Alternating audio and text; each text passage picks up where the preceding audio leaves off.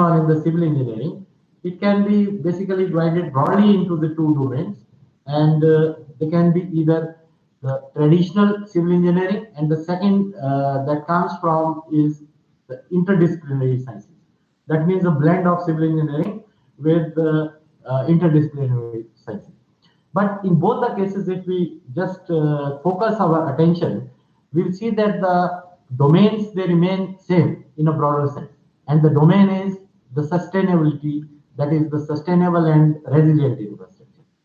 If we talk of any development, be it be for the materials or be it be in the technology, finally we are talking or heading towards talking of some amount of sustainability and resilience, basically. So this first domain, the focus still remains on the development of the smart materials, which are the newer materials. For example, the people now are talking of fiber reinforced concrete, then they are talking of some self-compacting concrete, then self-healing concrete, then the people they are talking of geopolymer concrete, and so many new things. They are coming up.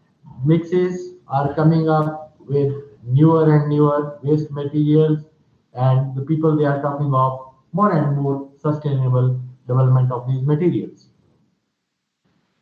People they at the same time also have started thinking in terms of the buildings which are more and more energy efficient, and which are complementing the structural efficiency of the buildings. And there are some materials, nanotechnological materials basically, which are not only being used just to enhance the material properties, but also function, but also in context of the energy conservation of the building as a whole. So when we talk in terms of sustainability, in that case, we will talk in terms of a holistic picture. When we talk in terms of resource management, when we talk in terms of some life cycle design, and in terms of the design which do not hamper basically the environment. So the key these principles behind the design, they would be basically the resource management, the life cycle design, as well as the design for the humans. That means without impairing much of the environment, basically. Okay. So those are basically the simple aspects which we need to keep in mind while we talk of sustainable construction and development. Now, when we talk of some advancements in terms of the materials, then we see that now people have been talking of some smart materials, shape memory alloys, they are being studied and deployed basically for enhancing the structural control features. And the use of sensors and the chips, microchips, MEMS, MEMS, all these new parameters, they are being used, which are contributing to the construction industry for the sustainable development.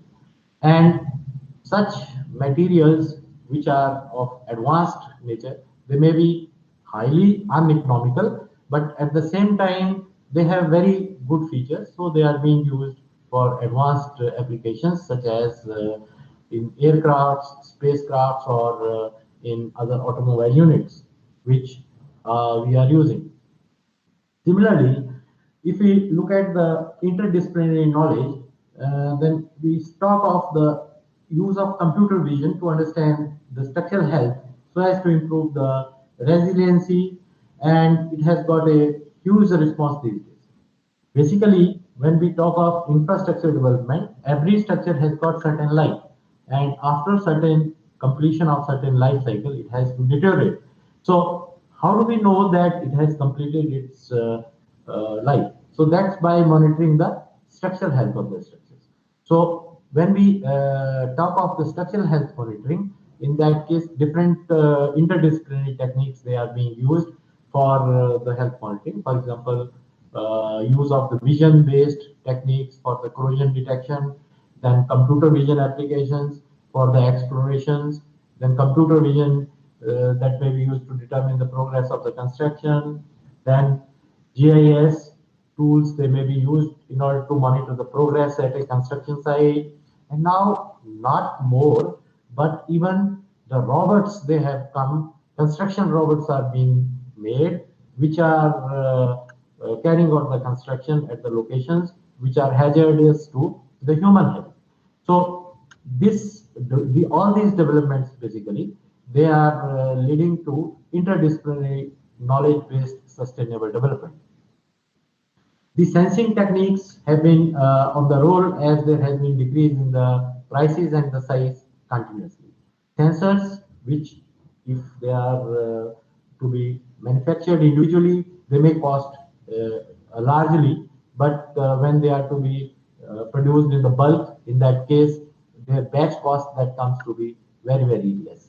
So now this such kind of batch produced sensors, they are being used in the payments, in the bridges, in order to basically understand the crack propagation pattern, or in order to understand the behavior of the structure, or in order to monitor the overall health of the structure.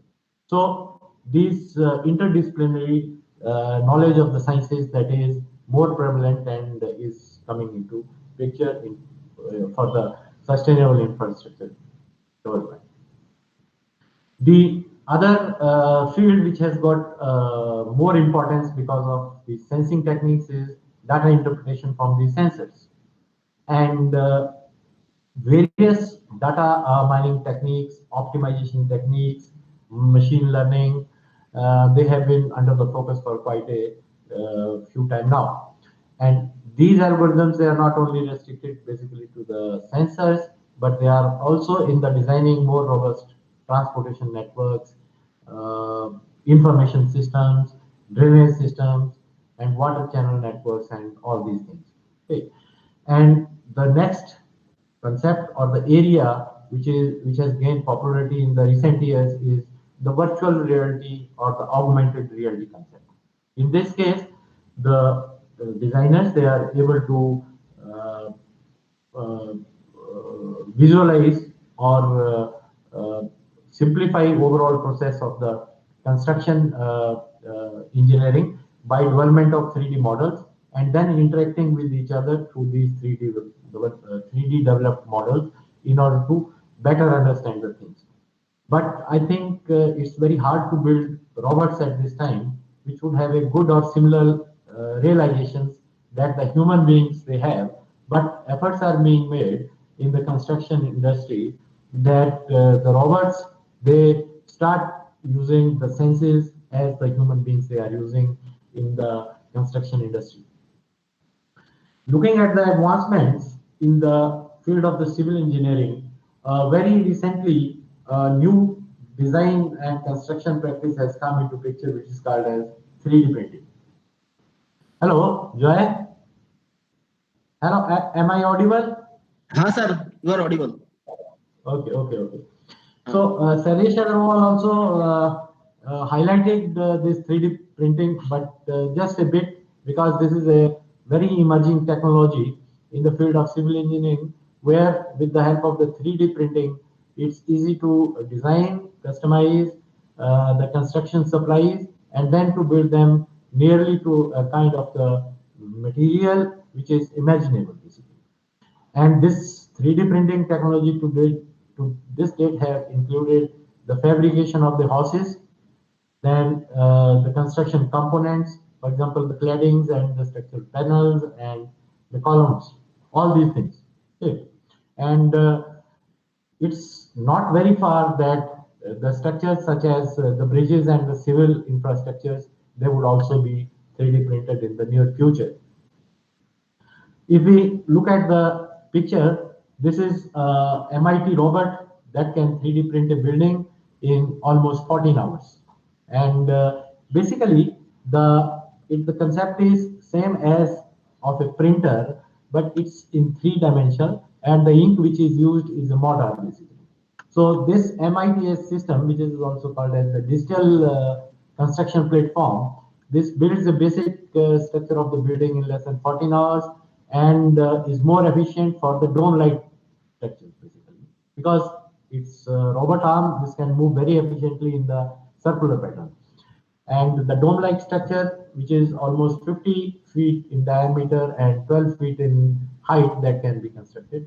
And the long-term vision is for the systems to work in the places such as Antarctica, or the places like Moon or the Mars, to make buildings out of the local materials like ice or the moon dust, where the humans cannot reach very easily and can stay. So this is the motive behind the development of these 3D printers. In China and in all other different various countries, there are a number of buildings which have been 3D printed, and these are some of the views of such buildings which have been 3D printed. It's a view of a six-story building. You can just see here, which has been 3D printed, and it has got the reinforcement also in between. You can just see how the reinforcement is encapsulated inside this module. Okay. This is a Shanghai-based Winson 3D prints, a six-story building, and it has got an area of almost 1,100 square meters. And the machine, which measures staggering of almost 20 feet tall, 33 feet wide, and 132 feet long, that was used for printing of this building. So, see, when we talk of any new technology, in that case, we need to have the appropriate material also for the use. So, for the use in the 3D printing, we require a motor which can set very rapidly and which can be used very effectively in the printer nozzle. It's another villa which has been constructed making use of this 3D printing in Shanghai, basically. Okay. And this is another 3D printed office building which has been completed recently in Dubai. This one. Okay. And the building is located within Dubai's Emirate Towers complex, and this will serve as fully functional office. And it has a area of almost 250 square meters, and it took almost 17 days to print the basic building. And the size of the printer that was used, it was 6 by 36 by 12 meter, and all the printing of the section that was done somewhere else, and then they were assembled on this site within a period of 2 days. Okay. So normally it's slightly difficult to do the 3D printing on the site, so it's required to be done in the control environment. So in that case, the 3D printing, when it is done over the yards, and then the assemblage may be done over the site. The new concept which has come to the development in the infrastructure development is the solar tubes, which is leading to a daylight revolution. Basically, when we talk of the infrastructure development, we will be talking in terms of the efficient use of anything. For example, efficient use of energy, efficient use of water, efficient use of the materials, then efficient use of the resources, efficient use of land. Everything collectively and cohesively would lead to the sustainable development. Okay. So any small effort which reduces carbon footprint, basically that would be adding up to the sustainability. So this is another new innovation which has taken place very recently in the field of the civil engineering. That is the use of the solar tube daylighting devices, which also they are called as TDDs for short. These are very affordable, and in this way you can just see the solar light that directly enters the house. So this can reduce basically the use of the fossil fuels or the non-renewable energy resources, for example, the electricity. Okay. So sometimes they are also called as tubular skylights or the light tubes, or they are also called as the sun pipes or the light tunnels. So they have become ideal solution for lighting the interiors in the cost-effective, energy-efficient, and eco-friendly way because they significantly reduce the need of the electricity while keeping people connected to the outdoor environment. So if you just look at, we are talking of all the aspects, that is the environmental issues, the economical issues, and also the eco-friendly issues. Okay. So in every way, we can be talking of the sustainability. Then another new concept is this kinetic football. So its name basically emerges because it's a football pitch basically which has been built for the first time, making use of this concept. So in this case, there are some piezoelectric sensors which are used below this pavement, and the kinetic energy which is under the development is a technology basically through which the flooring that harnesses this energy of the footsteps and converts this mechanical energy into the electrical energy. So these piezoelectric sensors they are basically used.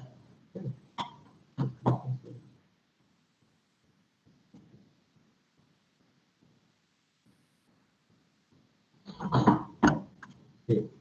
So this kinetic football is most efficient to transport hubs where a large flow of people will pass over it. So and the company deployment has done so far is in a football pitch in Rio de Janeiro to help the power of the floodlights around the pitch. So that's why this is called as a kinetic football concept.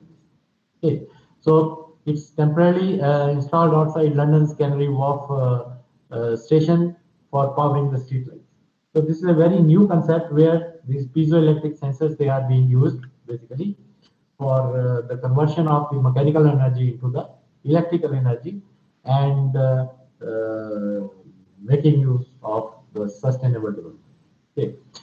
So this is another picture which shows the use of these solar daylight tubes basically, and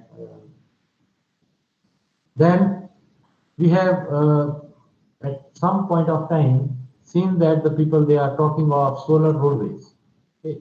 It's a modular system of specially engineered solar panels that can be walked upon or driven upon.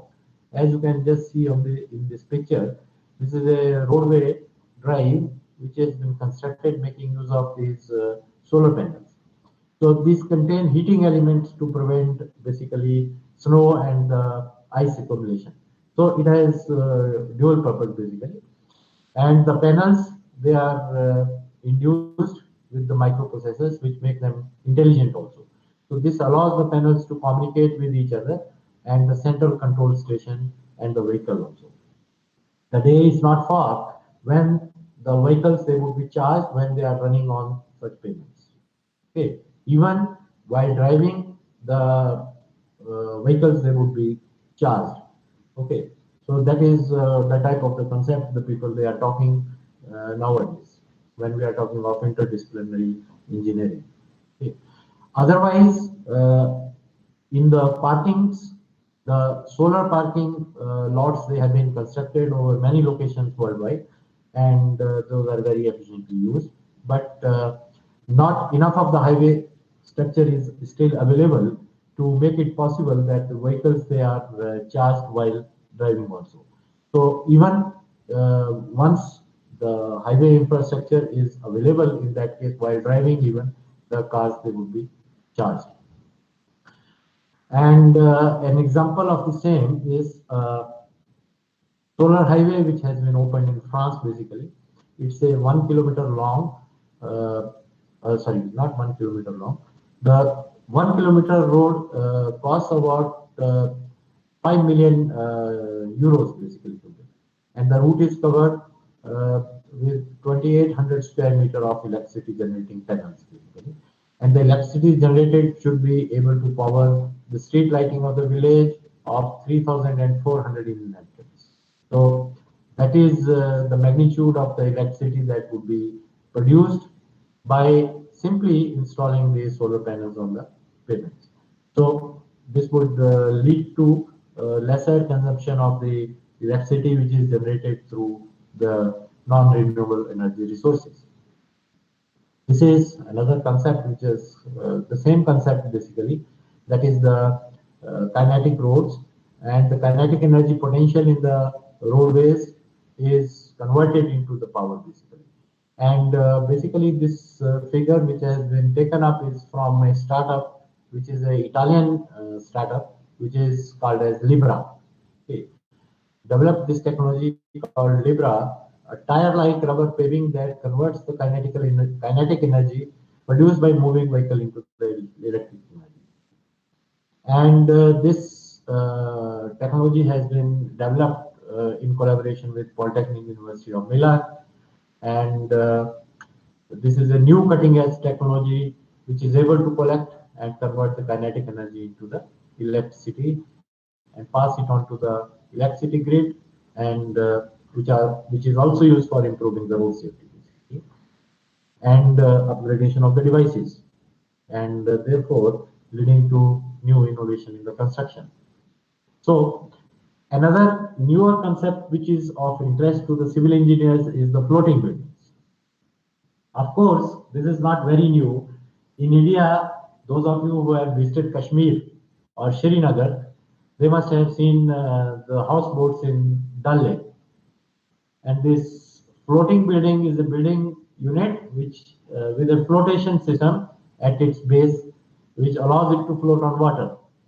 And these can usually be towed from one location to another, uh, and are unable to move under their own power basically. Okay.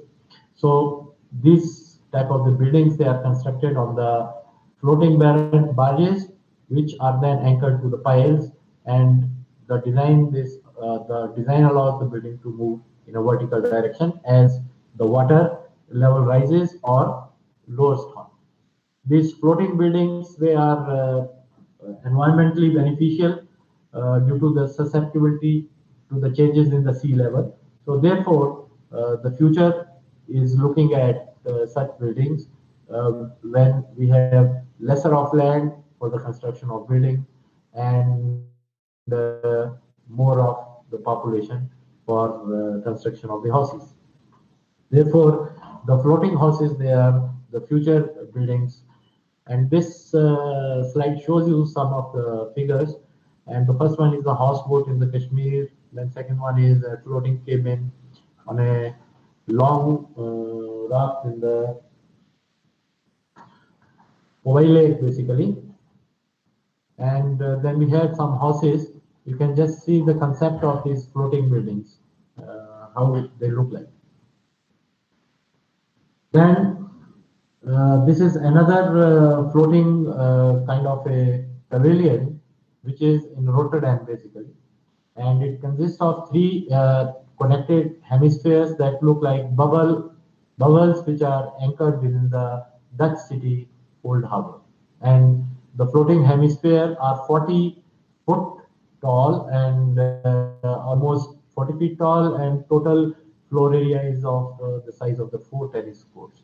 So you can just imagine that what is the size of this building. The translucent shelter is made from strong anti-corrosive plastic, basically, which is ETFE, and which is almost 100 times lighter than the glass, and therefore it's very suitable and ideal for the floating structures. And this solar powered floating pavilion, it purifies its own water to use in the toilets, and whatever is left, that can be discharged back into the water. So this is another concept of the solar powered these buildings, which can also float at the same time and make use of the solar energy for the building.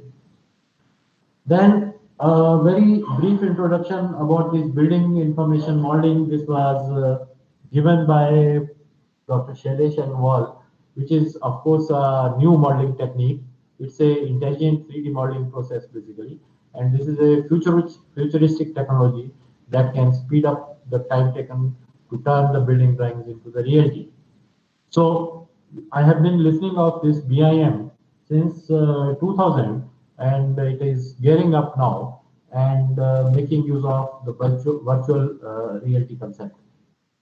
As this BIM modeling provides the engineers a chance to visualize the complete design at the onset, the design process that can be made more cost efficient as well as more streamlined in the future. Okay. So therefore, we can just look at this BIM technology, which is now being clubbed by certain companies with the AutoCAD softwares or other softwares. And these technologies, they club all the things at a one location. That is the architectural design, structural design, and then the construction. These different stagings they also encapsulated in the one software module, and the complete information of a building or a structure is available in the same software. Okay. I think one of this our speakers he would be talking in more detail on this BIM. I believe in 1 or 2 days. Okay.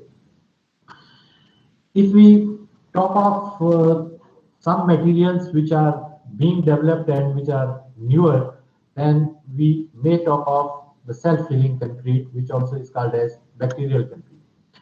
And this concrete has a capability of healing up the cracks which are developed in the structures by the help of the bacterial action or reaction which takes place inside the concrete after hardening. Now, because it's a biological